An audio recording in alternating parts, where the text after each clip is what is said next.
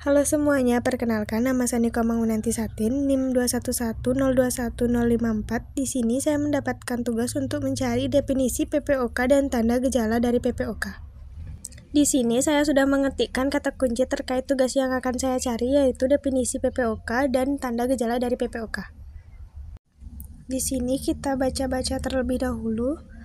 Karena saya tidak menemukan jurnal di sini, saya next ke halaman berikutnya.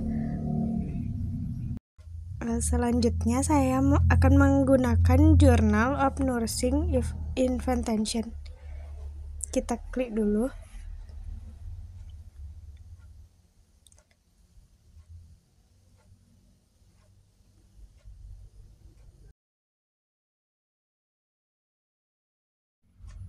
Baik, di sini adalah gambaran jurnal yang akan saya gunakan.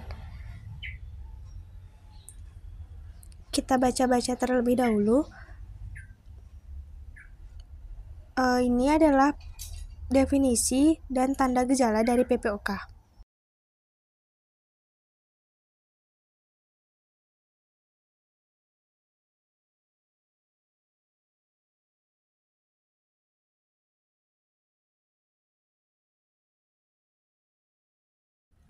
Untuk definisinya bisa dilihat di bagian yang saya blok.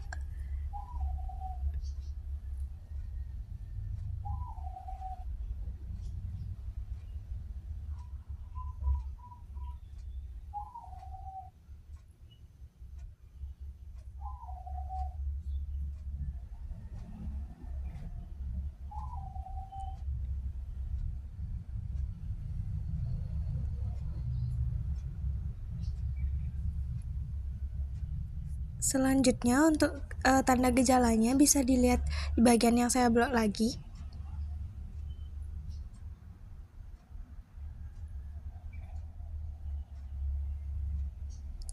Sekian dari saya, terima kasih. Perkenalkan, nama saya Niluh Sari, saya NIM 2110210055. Saya dari kelas A6B.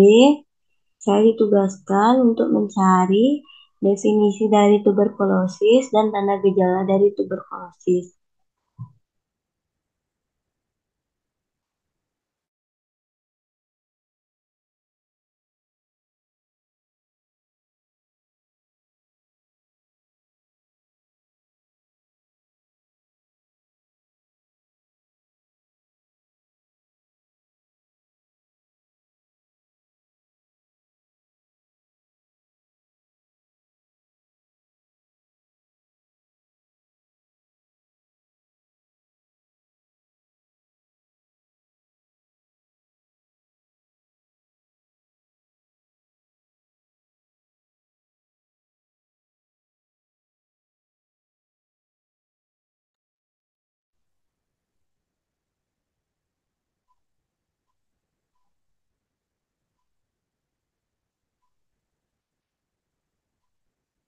Baik, saya di sini membuka jurnal e-jurnal UMACID, diagnosis TB dewasa dan anak berdasarkan ISTC.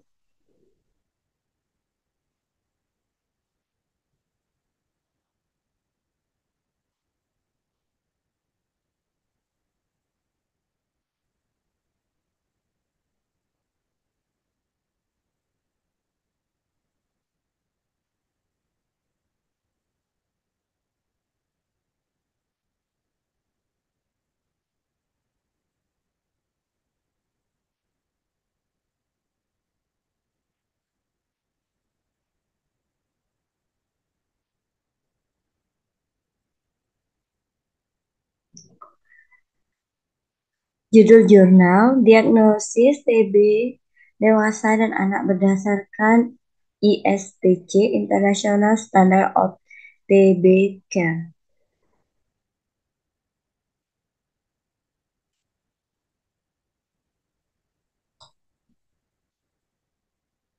Baik, di sini berisi tentang definisi tentang tuberkulosis.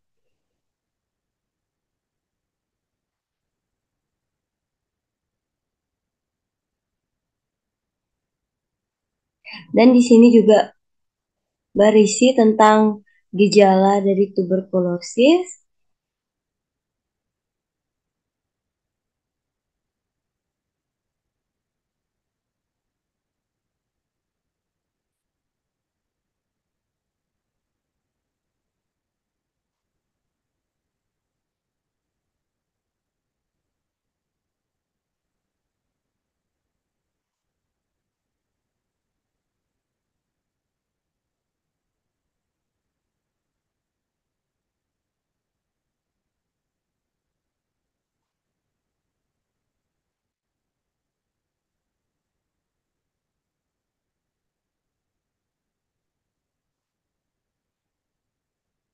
Baik, di sini berisi tentang gejala tentang TBC pada anak dan dewasa.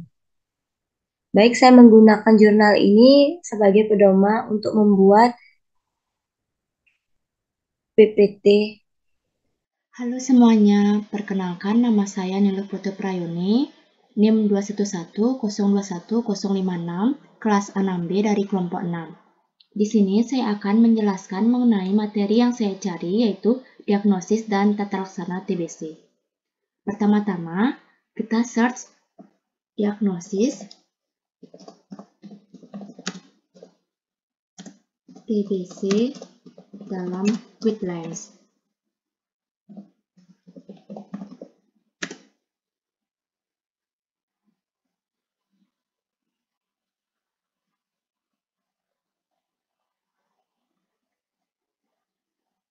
Baik, di sini kelompok kami menggunakan guideline Keputusan Menteri Kesehatan Republik Indonesia tentang Pedoman Nasional Pelayanan Kedokteran Tata Laksana Tuberkulosis.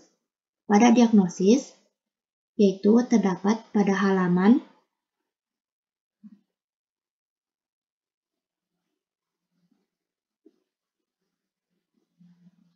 19, yaitu terdapat diagnosis tuberkulosis.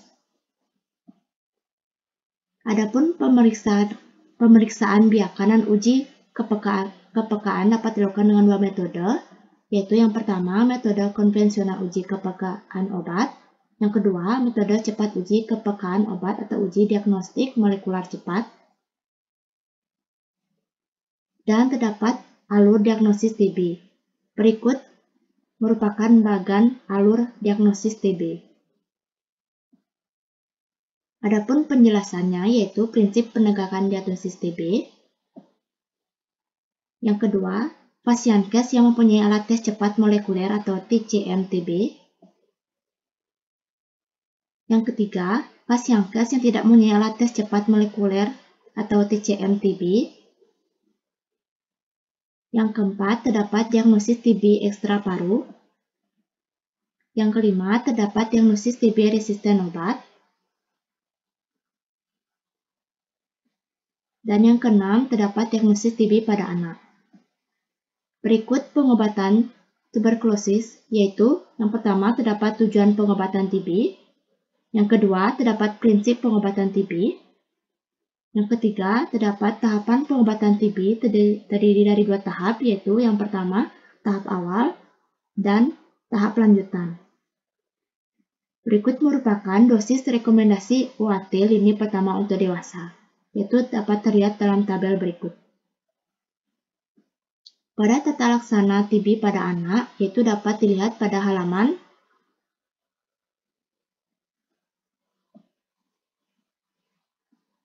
105, yaitu terdapat UAT yang dipakai dan dosisnya pada anak, yaitu dapat dilihat dalam tabel berikut.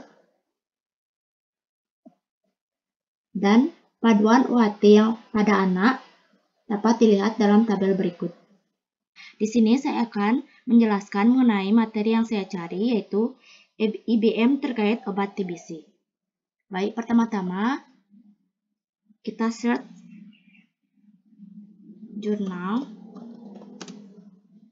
penelitian obat isoniazid untuk TBC dalam PubMed.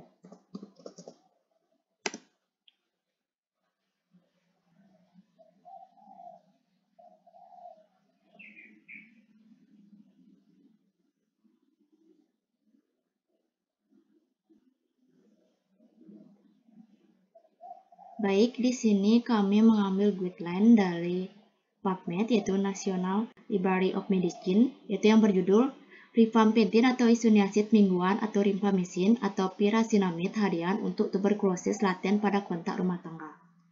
Baik, di sini terdapat metode yang digunakan,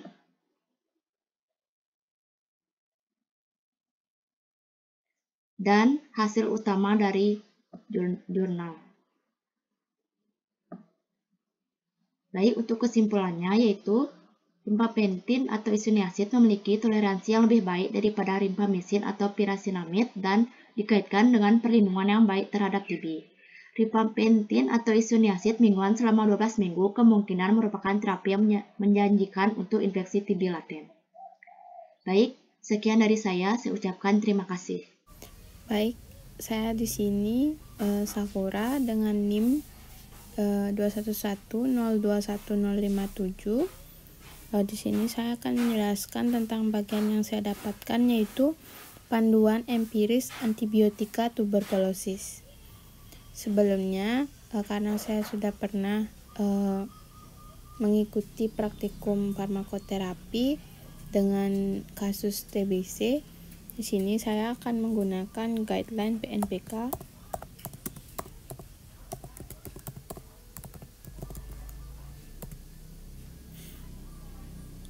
Di sini saya akan menggunakan yang ini. Kemudian saya akan download dalam versi PDF-nya. Sebelumnya karena saya sudah pernah membaca, jadi saya akan langsung ke halaman 29.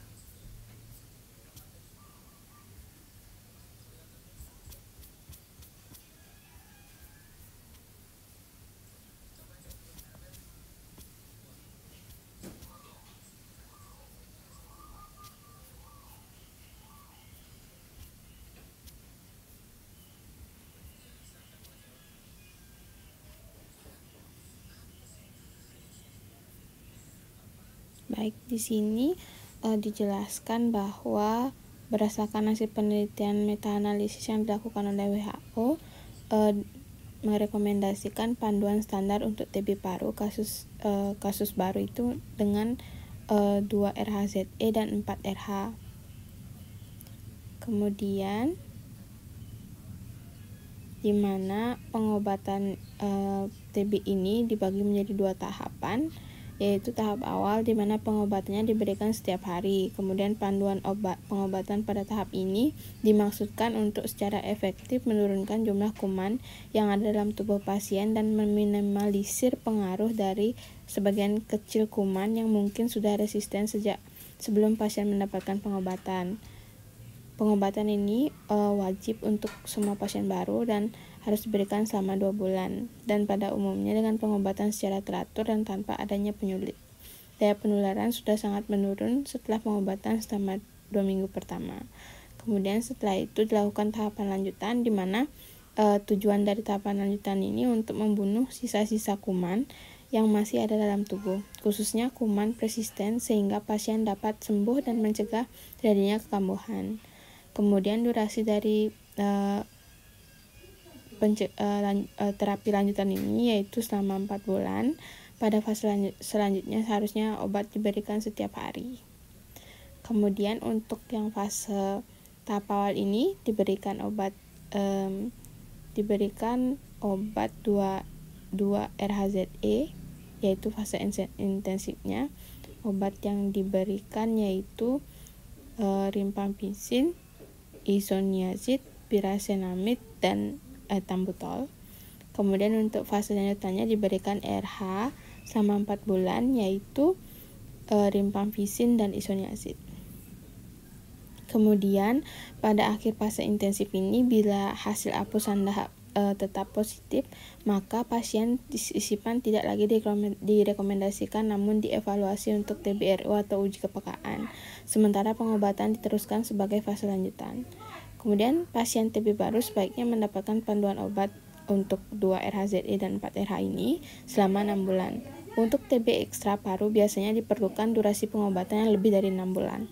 Kemudian semua pemberi layanan harus memastikan pemantauan pengobatan dan dukungan untuk semua pasien TB agar dapat menjalankan pengobatan hingga selesai. Sekian dari saya, terima kasih. Perkenalkan, saya Nilo Putu Santa Damayanti, NIM 211021058 dari kelas A6B. Pada kali ini saya mendapat tugas mencari bagaimana kajian fenomena dari tuberkulosis. Saya biasanya mencari jurnal itu di PubMed dan juga Google Scholar. Tapi hari ini saya akan mencari jurnalnya di Google Scholar. Kita buka webnya terlebih dahulu. Di sini webnya sudah terbuka.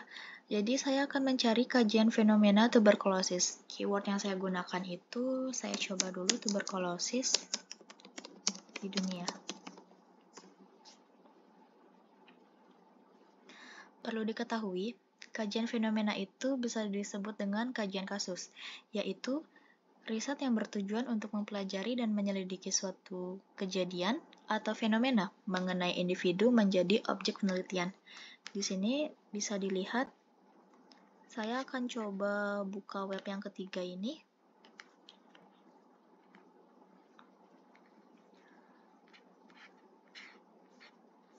Di sini terlihat jurnal ini tahunnya 2021. Terlihat, tuberkulosis merupakan masalah kesehatan global yang menjadi salah satu dari 10 penyebab kematian di dunia setelah HIV/AIDS. Indonesia menempati ranking kedua setelah India.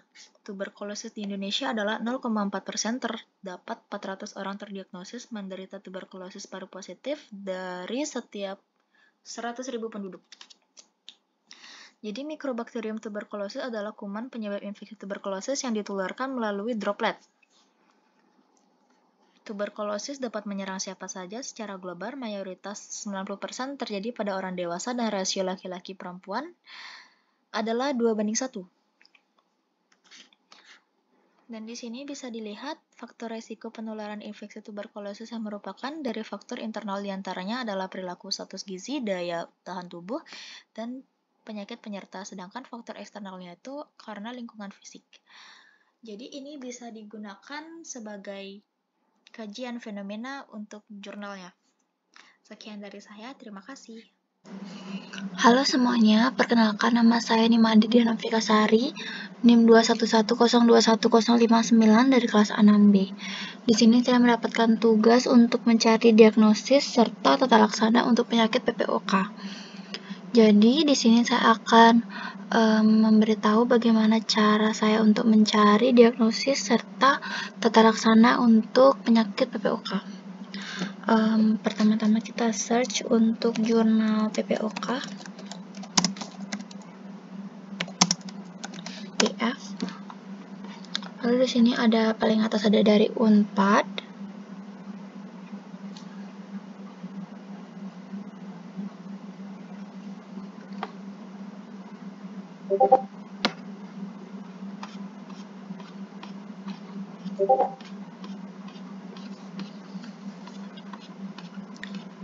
Baik, sepertinya tidak ada untuk dijelaskan tentang diagnosis serta tata laksananya.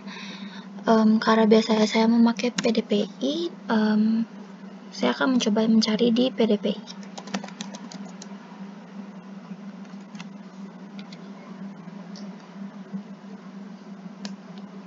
Ini ada PPOK, pedoman dan diagnosis serta penata laksanaannya di Indonesia.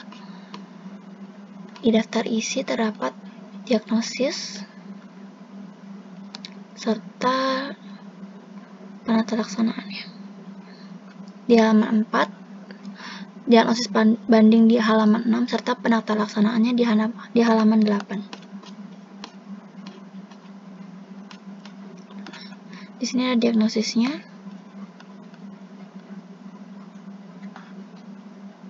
Ada gambaran klinis serta pemeriksaan penunjangnya.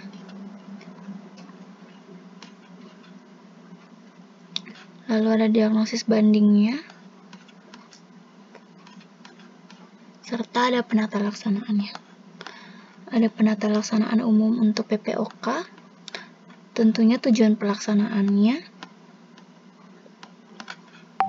Jadi penata laksanaan secara umum PPOK itu meliputi edukasi, obat-obatan, terapi oksigen, ventilasi mekanik, nutrisi, serta rehabilitasi.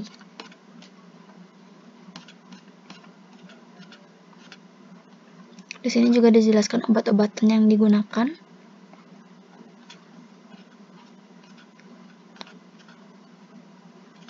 Ada terapi oksigen, ventilasi mekanik,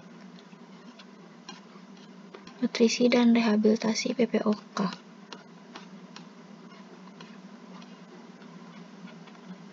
Di sini juga ada penata laksanaan untuk PPOK stabil. Ada algoritmenya. Ini ada penata laksanaan untuk PPOK eksaserbasi akut.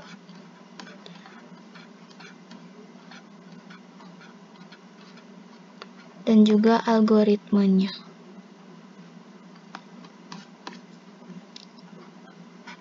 Dan yang terakhir ada terapi pembedahan untuk PPOK-nya. Lalu di sini saya juga akan menunjukkan bagaimana cara saya untuk mencari jurnal yang berkaitan dengan tata laksana untuk PPOK. Pertama-tama kita akan mencari Google Scholar terlebih dahulu. Lalu kita klik. Lalu kita bisa mencari drugs for treatment PPOK. Di sini sudah keluar banyak jurnal dan saya mendapatkan jurnal yang berjudul Analisis Polifarmasi dan Interaksi Obat PPOK pada pasien BPJS rawat jalan di Rumah Sakit Karya Medika periode Juli sampai September 2020. Ini kita klik.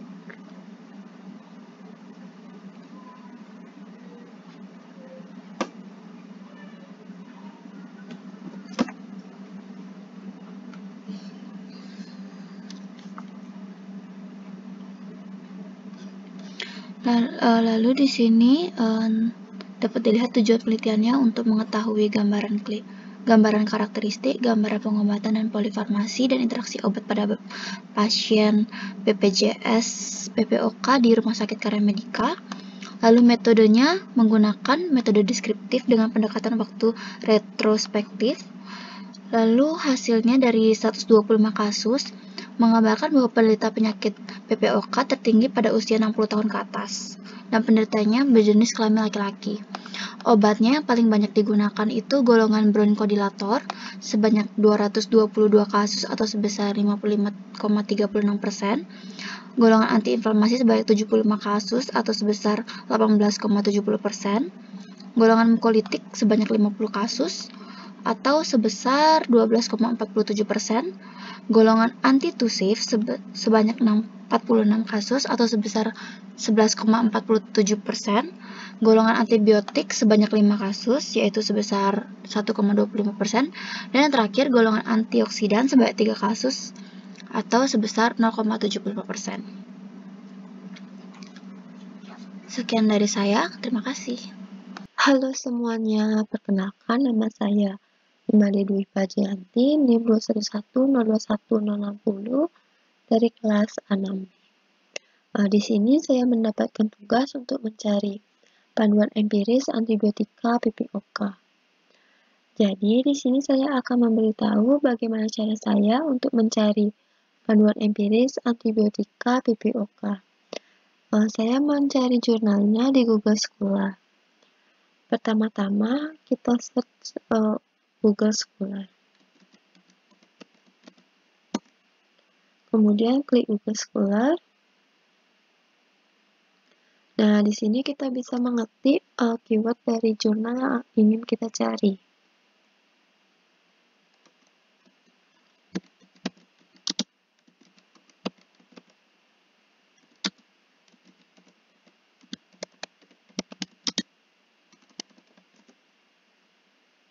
Saya akan mencoba membuka jurnal yang kedua ini.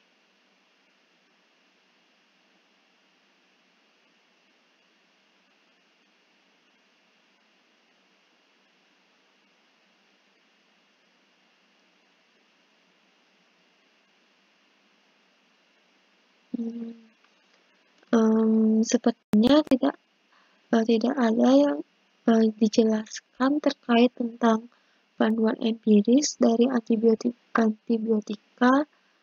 penyakit PPOK. Saya akan mencoba mencari keyword dari jurnal yang lainnya.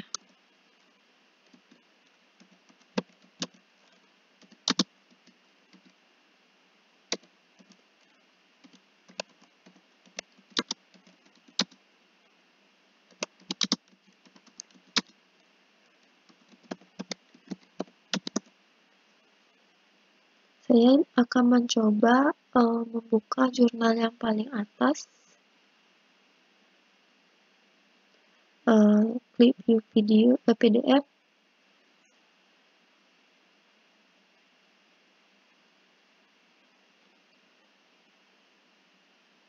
saya akan mencoba mencari tentang panduan empiris antibiotika PPOK dari jurnal ini.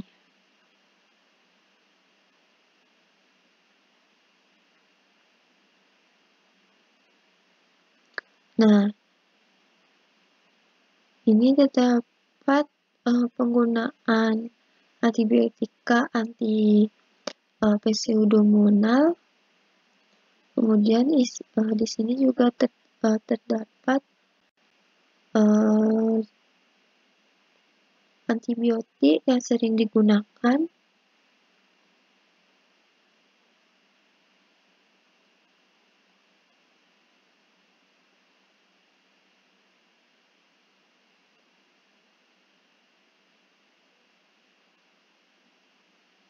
di sini juga tercantum diagram dari penggunaan antibiotik.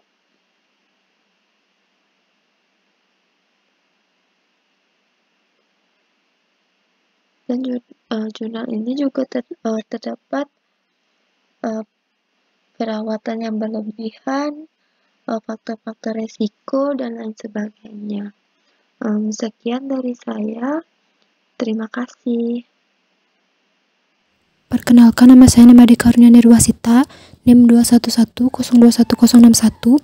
Di sini saya bertugas untuk mencari kajian fenomena PPOK. Langsung saja kita cari kasus PPOK di dunia. Kita cari jurnal yang akan kita pakai.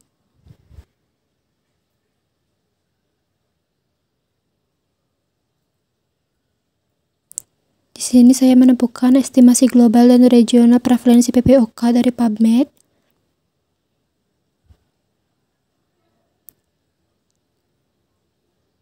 Kita cari bagian yang membahas tentang kasus. Pada temuan, kita dapat melihat kasus yang telah dibahas, yaitu membahas tentang model epidemiologi meta-agresi kasus PPOK antara orang berusia 30 tahun dan juga jumlah kasus meningkat dan terendah di beberapa negara. Baik, perkenalkan nama saya Nimade Nopianti, NIM 211021062 dari kelas 6C. Di sini saya mendapatkan untuk mencari materi tentang perbedaan PPOK dan tuberkulosis. Saya mencari jurnal menggunakan Google Scholar. Saya mencari 2 jurnal tentang PPOK dan tuberkulosis dengan kata kunci yang pertama yaitu faktor penyakit paru obstruktif kronis. Kemudian saya mencari jurnal tahun 2022. Sebelumnya saya sudah membaca-baca jurnalnya, jadi tinggal menentukan perbedaannya saja. Kita klik yang pertama. Kemudian saya download versi PDF-nya. Nah, dari jurnal ini kita bisa buat perbedaan, yaitu mulai dari perbedaan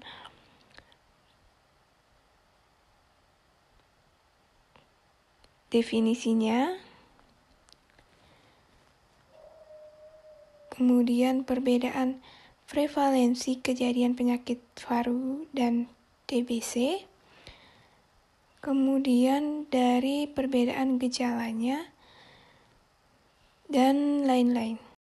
Nah, untuk jurnal kedua, di sini saya juga menggunakan Google Scholar untuk mencari perbedaan tuberkulosisnya, yaitu dengan kata kunci faktor penyakit tuberkulosis.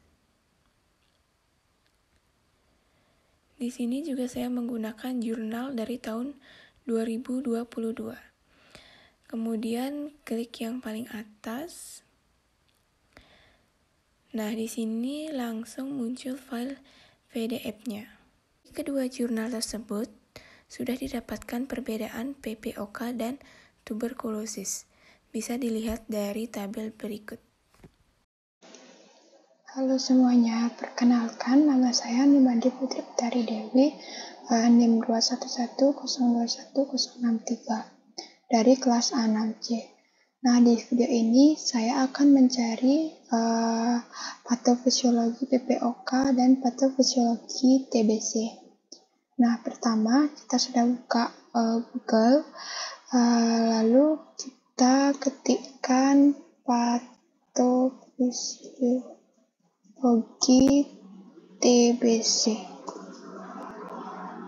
Nah, di sini sudah muncul karena biasanya saya mencari jurnal di PubMed. Nah, mari kita cari scroll. Nah, ada, kita klik.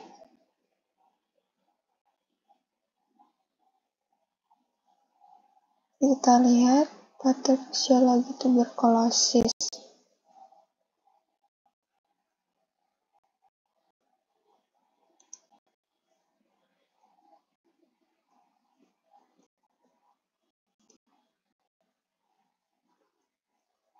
Nah, ini ada patofisiologi tuberkulosis.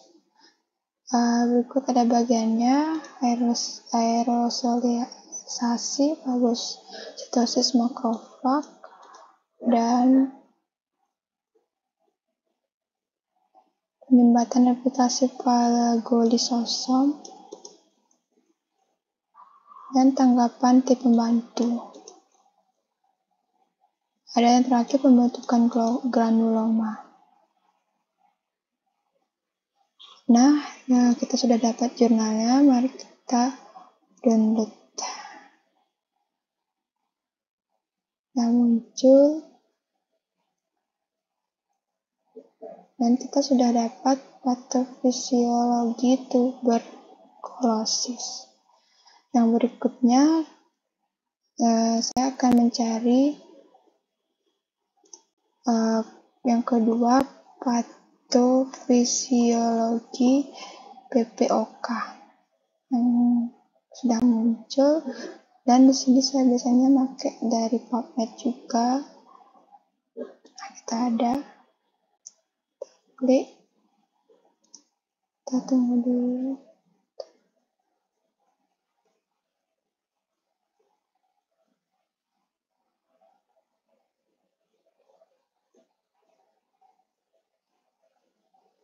Nah, di sini ada patofisiologi PPOK, sudah terlihat. Dan ada bagian-bagiannya.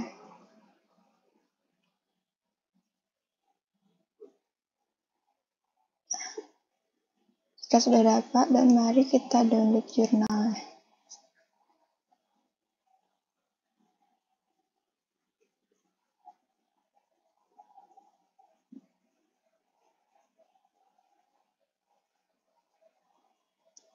Fisiologi PPOK.